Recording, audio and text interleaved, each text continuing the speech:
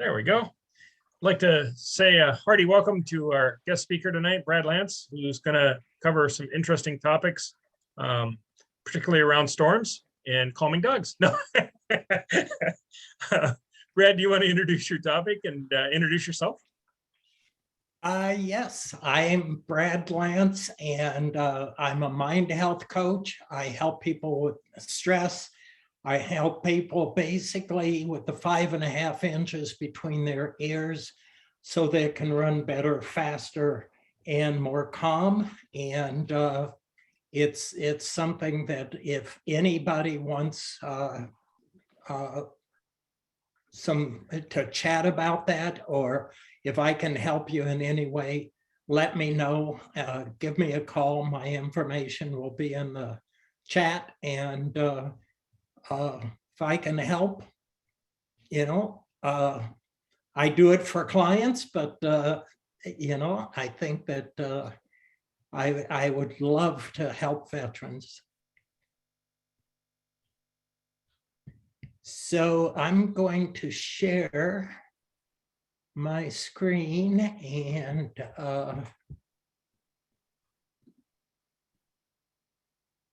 can you see that? Yes, sir. Okay. Talking tonight about stress and the job.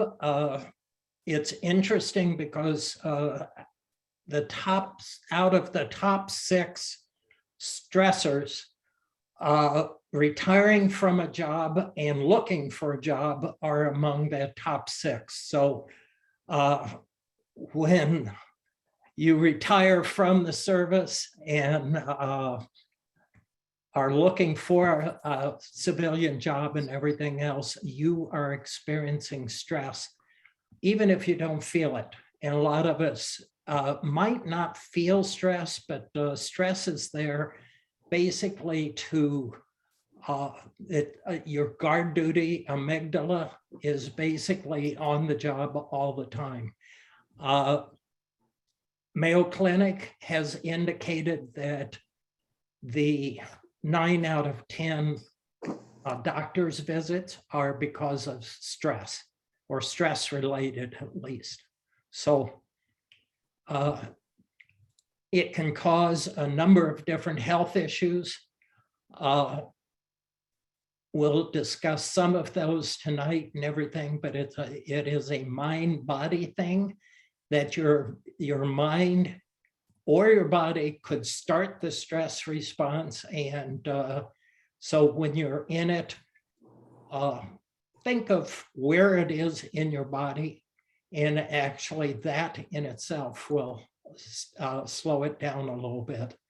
A lot of it happens from past traumas, perceptions, and limiting beliefs. Stress is expectations of demands. And so it generally, the big 3 are: you lack control. So if you're going out looking for a job and somebody doesn't get back to you, you don't have control of that, but it's raising your stress level. Lack of certainty. Certainly job search and everything lacks certainty. And the third is connectedness. You're generally operating out of your home. The pandemic, actually, the connectedness aspect caused one of the largest areas of stress in everybody. And but that is also true of a job seeker. Some of the relief that you can get is, if we all wake up in the morning and there's days that we don't have I feel a lot of energy, or we're concerned about that day, or just out of sorts. Get outside as quickly as possible. Your eyes are the only part of your brain's nervous system, which they're part of, that are outside of your head. Actually get outside and look at the sun rise, or early in the morning, the first hour of the sun coming up. You don't have to look straight into it, but at least get that sun in your eyes and everything. That starts your clock.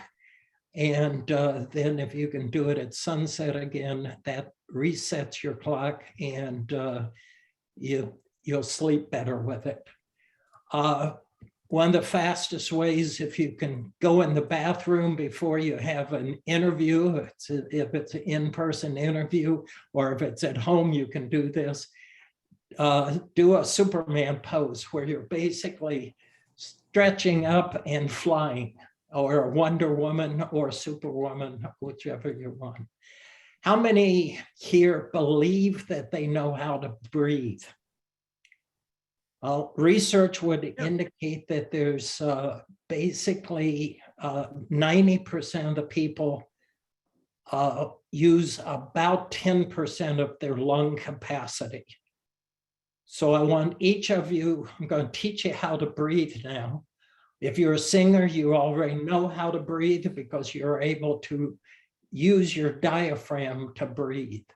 And so if you place your hand right at your solar, just below your solar plexus, and you take for 4 seconds in a deep breath, you should see your hand actually go in. That's deep belly breathing or diaphragmic breathing. Then breathe out for 8 seconds, and you should see your hand go out. If you're driving down the road and somebody cuts you off, do 3 of those, and it really calms you down faster than anything else, and you start to realize that that person didn't cut you off to hurt you. That person made the same silly move that you've probably made yourself in almost missing a turn or something like this. So taking breaks, the research indicates that every 25 minutes you should take a break. Some of the gurus say every 25 minutes, some say 45 minutes. All of the gurus say that every 90 minutes you need to take a 5-minute break, and that means without digital. That means basically that you are doing mindfulness meditation, or basically tuning out and decompressing at that particular time. With your Superman pose, actually smile or laugh out loud. That basically is going to last for about 2 hours and calm you down for about that 2-hour period. Being grateful, saying what you're grateful for at night, and as you get up in the morning is another great way to do it. Exercise, of course, is great. Get your body moving. Going to tell you a little bit about the science here that causes all this. Basically, your mind is very similar to the operating system in your computer. It is running behind the scenes, and your imaginations, memories, and emotions are the things that are basically the software of your brain. And so these are developed early in life, before you are age 7. And that's where most of your beliefs, your habits, your values, and your intuition are created. 95%, most people are saying, I say 85 to 90 because I don't want to have people not believe it and everything, but 90% of everything you do during the day is from your subconscious. If you don't believe me, tonight when you're brushing your teeth, brush with the opposite hands and see how automatic things become. Eat with the opposite hand, or write with the opposite hand is extremely difficult also, because we've learned that for a long time. So the other side, your kind of the frontal portion of your brain, the frontal lobe, is the conscious mind. That is being in the present. That's where you have choice.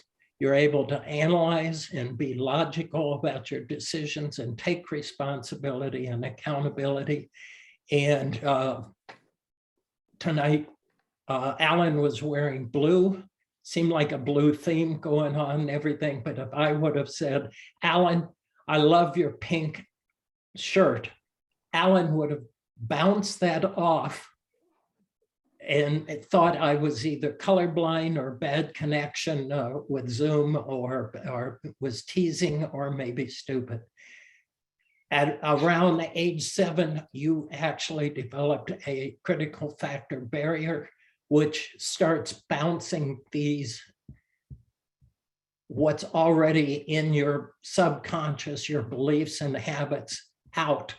And that's why it becomes, from there on, the longer you do a habit, develop a habit, it becomes more and more difficult to break it. It's because of before age 7, you were basically in a hypnotic trance, which is brainwave. Basically, all hypnosis is brainwave relaxation. So you're in an alpha mode there. When you're sleeping, you're in delta mode, the slowest. As you're waking up, that time right in the morning, as you're waking up, going to sleep, you're in theta. You're also in theta when you're getting REM sleep, the most important sleep of the night. And then you come in the first half hours in alpha. Right now we're in beta, and it's very difficult in a beta brainwave to penetrate the subconscious to try to break any habit or reduce stress. Want to talk to me? Yeah, please. It's okay for. So it all starts with your thoughts, which become your words, which become your actions, your habits, character, and eventually your destiny. We choose our thoughts. Most of us will have between 50 and 70,000 thoughts a day, and 80% of those are negative. So you can imagine how stress builds when you've got 40,000 thoughts running through your head that are negative. Most of us have heard of mindset. There's either a fixed or growth mindset, according to Carol Dweck back in 2006 in her book. But I believe that all of us at times will have a fixed mindset, and hopefully, for the most part, we have a positive mindset. That the difference is fixed avoids challenges, and a growth mindset views challenges as opportunities. Your triggers that happen during your day, such as challenges or setbacks in the past, or something's really hard, all of a sudden put you in this fixed mindset. Criticism in the past, in your job, will all of a sudden fit you in this fixed mindset. And this is something that if you're stuck here, you're really not going to be as creative or successful with whatever project you're working on. Success can even be a trigger also, because you can say, I'll never achieve that again. The quickest way to get out of it is you respond rather than react to a situation. And my 5 R's, you first recognize that you've got a challenge, you reflect about that challenge, and then reframe it to be, what are the opportunities? Then you refocus it to say, okay, as an opportunity, how am I going to solve this? So you want to be solution, not outcome driven or action. So it's solution driven. And then reference refers to basically your progress. So if along the way, the journey is more important actually than the end goal. If you celebrate along the way different things that you've accomplished, you will have it actually increases in the brain your ability to be more productive in that. You've heard of Maslow's theory. This is Brad's theory. It basically starts down here. Your beliefs and everything are the foundation that you're working on. And if you don't have the safety and physiological needs taken care of, you're not going to move forward here too. This is in the front part of your mind where you are actually being present with the situation. Here's the level that you really were searching for and everything, this mindset. And then the top is where our spirituality and connectedness is there. If you haven't heard or haven't taken the Emotional Intelligence 2.0, I would highly recommend it. They're saying the greatest leaders are very strong in each of these 6 categories. I thought I was really good in this and took it and found that I scored in the 70s after 6 months of really strongly, and it takes you through the book, strongly changing this. These characteristics they're saying, are the highest characteristics of any job. So look into it. Alan turned me on to this. I just had to copy it. We structure most of our sentences with identity. The I am is the most dominant and powerful identity statements.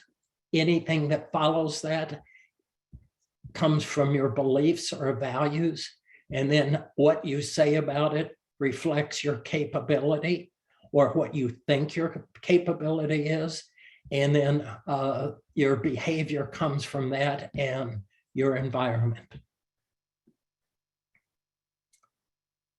We are able to rewire and refire our brain at all ages. In fact, I just worked with a dementia patient, a person that felt he was headed that way and had it in his genetics and everything. And he, even by the end of it, was feeling a lot more calm and everything. But one of the biggest things that he was doing was speaking about himself and how all of his relatives had dementia, all of his relatives were brain dead. And so just what we speak, watch your trash talk, watch your feelings and your choices. Try is actually a horrible word. Yoda said, don't try, do it or do not, but be your authentic self in your feelings and your choices there. Otherwise, you're going to fall into your imposter syndrome, which a lot of people looking for jobs say, I can't do that. There's no way I can accomplish that. I don't have the ability to do that. We've been told by several people in the group that there's a lot of these jobs that in the service, we've got the experience. They just didn't call it what they call it in the job market today. Procrastination is something that a lot of it will be caused heavily by stress and then the fixed mindset. A lot of it stems from not having motivation. I start with why identity. Why am I doing this why am I applying for this or whatever? And then does it tie to my identity? And do I have the energy to do it? I mentioned before sunlight in the first hour. I take a cold shower every morning. That stays with you. That heightens your all of your sensory elements in your body, your nervous system, and will stay with you for about 3 hours. Exercise, of course, gratefulness, meditation, taking breaks, and then create a no-go list. Small, simple steps says, if I say I want to lose 30 pounds, my brain cannot handle that. And so taking small bites of the elephant and saying, I'm going to lose 2 pounds this week. Operating in flow and replicating flow. Flow is the highest level of productivity. And we've all had it where we're just doing something for hours and just loving it and not realizing the passage of time. Dopamine is released along the journey. Celebrate your small wins and look at the pains and gains of anything that you're doing. That first half hour I mentioned is very important. If you just use the acronym TIME, thankfulness, what are you thankful for that day? Right as you're waking up. Inspiration, there's some of us here that walk our dogs in the morning and everything. That's a wonderful time to do thankfulness and to listen to something inspirational. Mindfulness meditation is something that mindfulness is just being aware of the present moment. Meditation comes from the Latin to ponder or to reflect deeply. And then exercise and do all of this before digital. People that have done digital in the morning, basically it will show up 6 hours later. Dithers or basically procrastination. Here's the list of things that you'll fall into there. And some of the things that each of you can do. And I will provide the slide deck to Alan, and he can send it out, or any of you can see it if you want. And that's what I wanted to share with you tonight. Any questions? Fantastic. Let me stop the recording.